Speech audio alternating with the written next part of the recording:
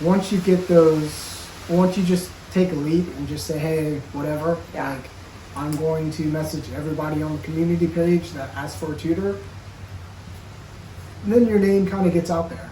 It's kind of like, well, Colby can do it. Start growing past your school. Yeah. Into like more of a community versus just your school. And it's still scary because you're still going into the unknown because every parent's different, every student's different, every teacher's different because you don't know. That's kind of intimidating, I would think. Yes. Like, those parents have so much expectation by hiring a tutor. They're like, oh, wow, my kid's going to be A+ everything, and then it's not always the case. And understanding, like, what the parent actually wants. Because there's a lot of different types of parents out there. There's parents that, like, they just want their homework done. They want practice for the FSA. Or they want to build that foundation. Oh, I see. Okay. So there's like different levels and kind of figuring out what their goal for their child is. Yeah. So yeah, I mean, it was hard. I was terrified. I get terrified every time I do something. Like, it's just something like, new. Yes, and it's always something new because they're like new parents that you're meeting. It's always it's understanding how to talk to them. Some parents are very happy and oh my gosh, hey, great job. And then you have the other parents who's kind of just like, yeah. They're already discouraged because their kid's maybe not doing very well. So you kind of just have to. I mean, in my case, I'm just myself. Yeah. Now, starting the grain tutoring business, like, being patient was, I tell my tutors, I was like, I'm not going to guarantee you anybody like in the next like 2 weeks because you never know. And then there's dry spells. I mean, obviously, I know during the summer there's not, but even during the school year. Kind of for me, too, in photography, my dry spell, I guess we can call it that, is summertime, because not a lot of weddings happen in summer. Yeah.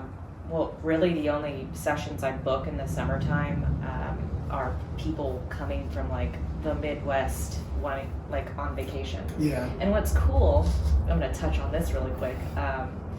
My first year in photography, I had a family come down from Oklahoma, or come over from Oklahoma.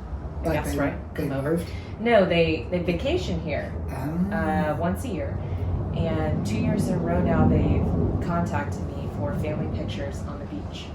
And when I started out with them, it was just like a $75 mini session. Yeah. And for them, I will absolutely continue to do that because, like, they don't have to choose me. Yeah. There's so many people that they could choose, and the fact that they come back to me like year after year so far, it's just, that is encouraging to me. Yeah. It's like a return customer from the Midwest. Like, that knows who they're going to every single summer. And it's based off your personality as well. Yeah, that's true. Having a good personality does, and like, my personality is not like the best. Like, I'm very monotone. If you're listening, you can tell. But like, just showing them like, hey, you're very invested in what they're like. You're invested in them. Yeah. Like, hey, And they like to work with me.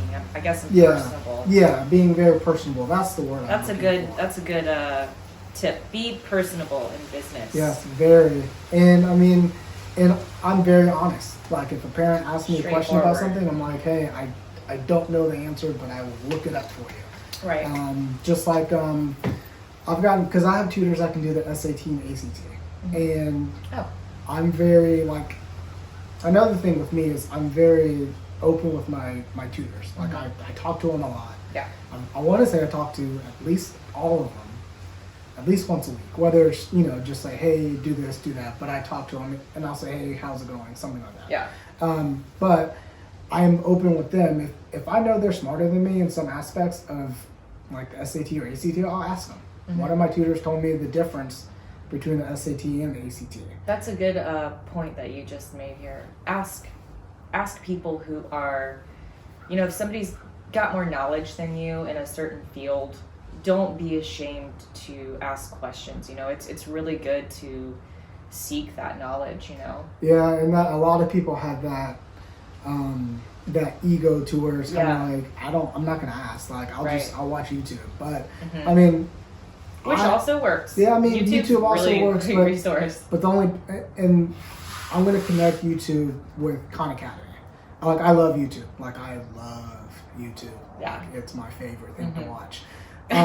But as I tell parents, I was like, you can't ask Khan Academy a question. Yeah. You can't pause it and say, hey, like, Is this like a tutoring? Khan Academy is where, like, you have, it's not a tutoring website, but some people use it as a tutor. It's kind of like YouTube for math. Okay. But they do have pre-tests for the I think the SAT. So like if you're in high school, if you don't want to pay for it, they have it to where you can take it. It shows where you're missing, and you can kind of review that. But a lot of teachers give homework off of it. I'm with it and I'm not with it to an extent. I have my issues with it, but it's still a great website. But the only thing about YouTube and Khan Academy is you can't pause it and say, hey, how did you do that? Like, I'm kind of foggy. Yeah. So being able to ask questions and finding people that have done it, or maybe not even doing the same thing that you've done, but, you know, not being afraid to ask that question of, hey, how do I get better? Hey, what did you do? Yeah. You don't, I've always said this, you don't have to take their advice, but it's always good to listen. Yeah. And maybe one day you might need their advice that they told you. I've gotten told a lot of things. I'm like, yeah, but it's not like I didn't forget it, and I might use it at one point. Yeah. So, I mean, did you ever reach out to any photographers and ask them, like, To shadow? Yeah. Actually, no.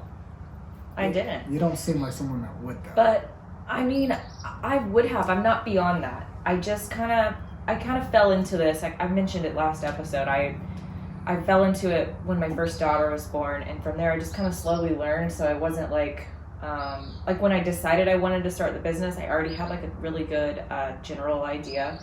And then from there I joined that photography community, and then they really helped me, you know, because they post like stuff on there like camera settings and, you know, like from there you can kind of like teach yourself if you want to, but learning from somebody would be super helpful. Like in the beginning, if I were to have done that, I'd probably be a little bit further. Like I'm not ashamed to admit that. Yeah, I mean, and I'm one, like, I'm a do-it-myself type person. Yeah. But I'm not, as I said, just like you, I'm not afraid to ask if I need help. Yeah. But, I mean, and I think most people out here, they're listening, is like, well, I'm not going to go seek help. I'm just going to keep going until, like, help finds me. But, I mean, in some cases, you don't, like, and this goes back to kind of being discouraged. Like, messaging someone and say, hey, I'm doing this thing, like, can you give me some tips? And then you don't get anything back. Oh, true, yeah. Or you'll see that they read it. Yeah. Or, like, if you're on Twitter or Instagram, you see and then that. you're like, oh, It's rude. like, Am I not worthy of your time? It's like, I'm just reaching out just to ask for help, and you're not, like, responding. Yeah, some people are like that. And that's kind of where the discouragement comes. Don't be like those people. Yeah. Help them out. Help. For instance, Help me.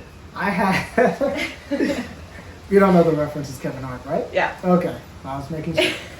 No, because, like, for instance, I had this girl message me. She just graduated from Florida. And actually, she sent me an email, and I thought it was a parent. And she was like, hey, I have some questions. Like, she was very, like, vague with her email. So I just assumed she's a parent, needs a tutor. Cool. I'll call you back. I call her. She was like, hey, you know, I'm graduating UNF, or I just graduated, one of the two. And I'm thinking about starting a tutoring business. And I saw that your tutoring business is doing really well. Oh, man, what'd you say? And, like, my mindset was, this is a parent, like, I'm going to help you. Yeah. So, like, when she was like, oh, yeah, I'm starting a tutoring business. I saw that your tutoring company, blah, blah, blah.